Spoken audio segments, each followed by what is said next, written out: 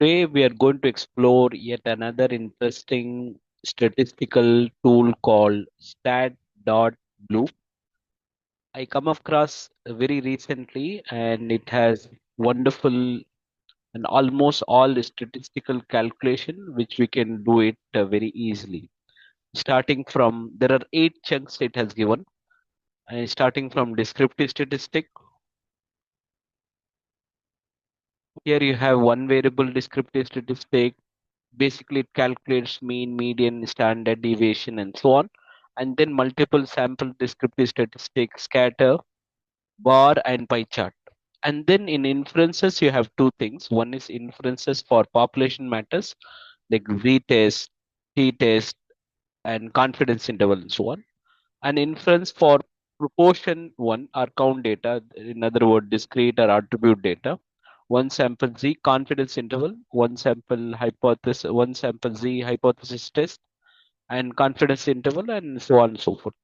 And regression, it has a very detailed one, starting from this simple regression, multiple regression, logistic regressions, and then polynomial regression, exponent regression, and also not only that, there is something called sinusoidal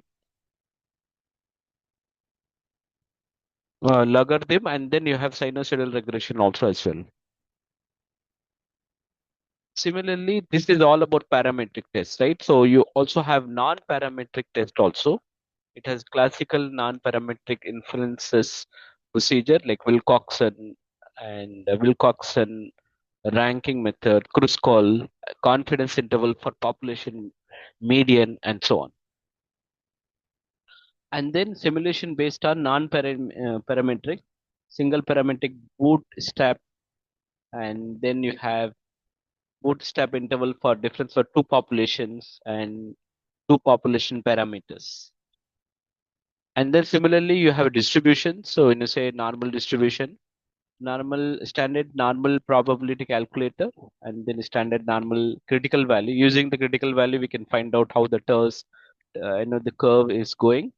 And then probability correlation coefficient, normal random variable simulator. And we are going to do this one and then test this one variable descriptive statistic. And other probability distribution like binomial, you have an opposite to binomial, you have Poisson distribution and the hypergeometric one, and then t distributions, and then critical value of t, how we can find, and so on. So this looks to be containing most of the statistical one, and let's do one of the topic and find out how we can perform the statistical analysis directly in stat.blue. So let me go to normal random variable. Let's say mean value. Okay. The mean value is 10. Let's say I mean 10-minute cycle time, and then the standard deviation is 1 minute. Or let's say 0.5. I will reduce the standard deviation to 0.5. And number of samples we need 30. And round to, I mean decimal place, we need to round 2 decimal place. Collect the data. It has given the data. Copy this data, and let me do split this data. To split the data, how we can do, very easy. Go to data menu and then you have text to column. I will click on this, and then comma and space is already stacked.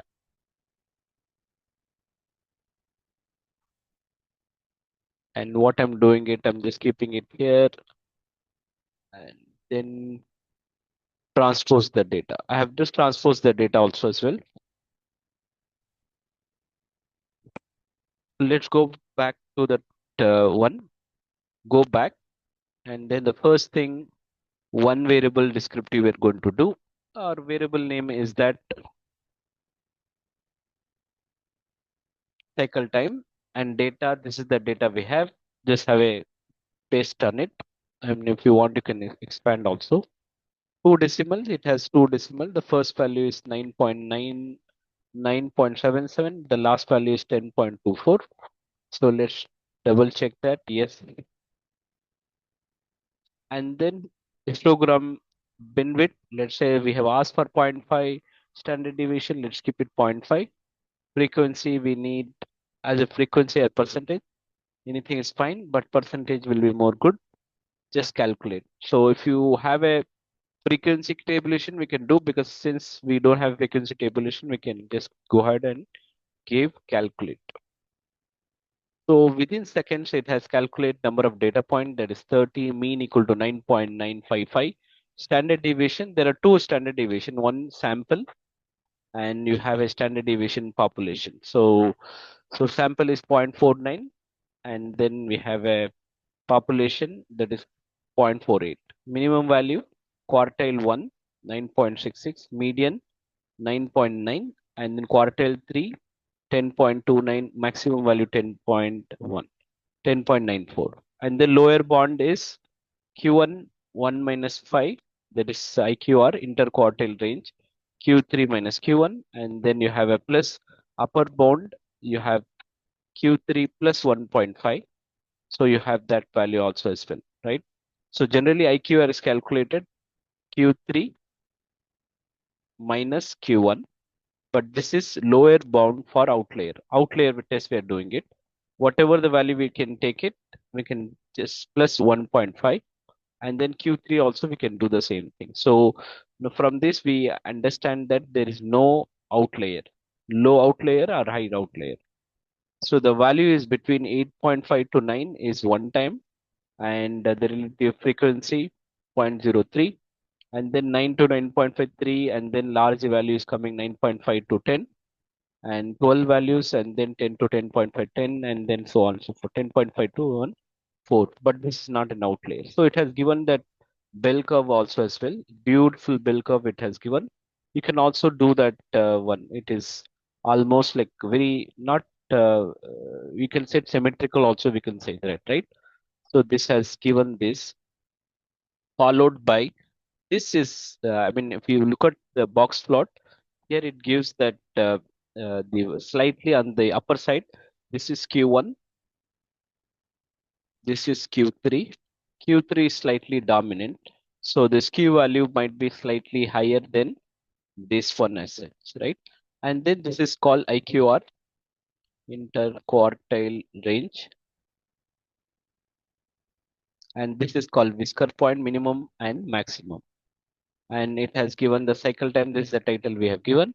And it looks to be very, very interesting as such, right? So, and we can easily, if you need to change the data, let's say I'm just changing the data to 9.9, and still I can calculate easily the rest of the things getting calculated, and also is giving the values, everything, right?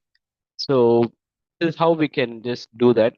And not only that, we can also do that bar chart also as well using the same value. So we can have that bar vertical and what the data, we can also make it. Similarly, scatter diagram or any other diagram, we can easily do that. Let's say we wanted to do it one sample confidence interval example.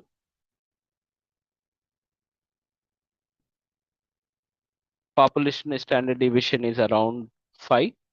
So, and then we can ask for summary statistic and calculate.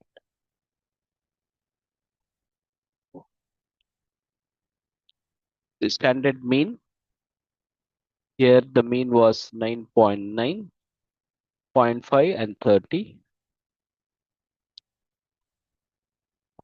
So it has given that the confidence interval between 9.7 to 10.07. Beautiful. It has given all these values very easily. So like this, if you wanted to know more about this one, how it has been calculated, it has also been given here, and we can go back and on that. So I hope you find it useful. Please do like, share, subscribe my channel. You have a wonderful day ahead.